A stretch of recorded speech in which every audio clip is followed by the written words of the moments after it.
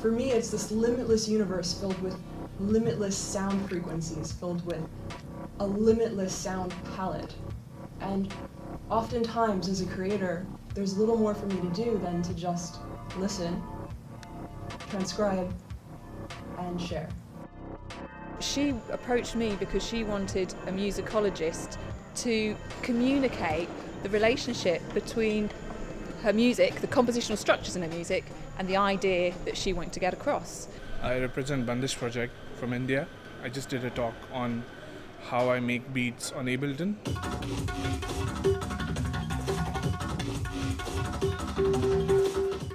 To kick things off, we've got DJ legend and international John First, who's 2013 online DMC champion. From the right, again, I've just chopped them out in Ableton and then put them into the sample banks.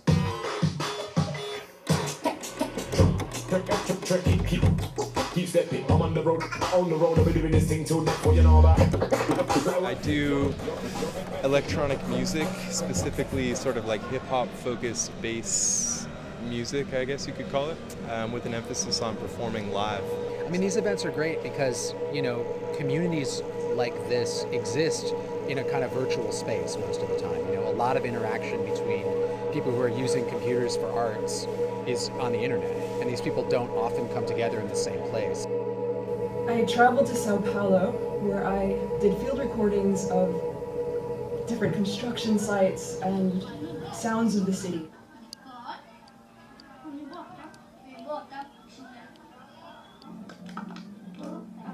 To be honest, I love that space, to be in a lonely studio and working for hours and hours. I don't see people for like days, man, and they get annoyed that what are you doing in that studio? So it's great to create like even a temporary physical space to get people in the same room, because it's a very different nature of communication then, and artist idea exchange.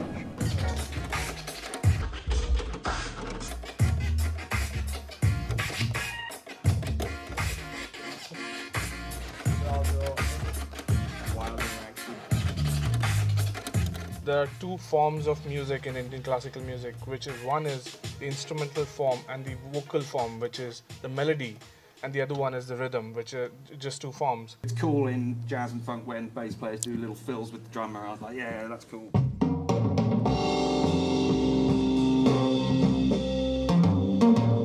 There's still much more work to do to get people to feel good about the kind of creative output that they have, to get them to be able to start tracks, finish tracks, and actually make music.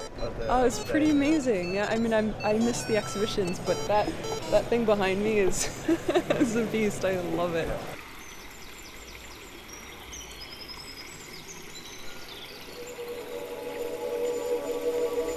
We've really started to institute this policy of going out to meet artists, meeting them in their recording spaces, in their studios, and watching them work, and not just asking them what they want, but observing the kinds of workflows that they're in and trying to make sense of the places where they get stuck.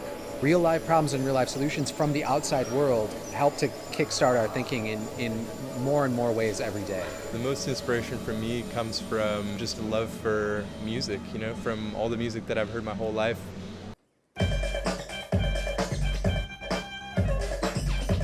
You have to define what freedom is. You know, no one can take away your musical freedom or your artistic expression unless you let them. So the limitations that you put on yourself as a musician are always inevitably self-inflicted.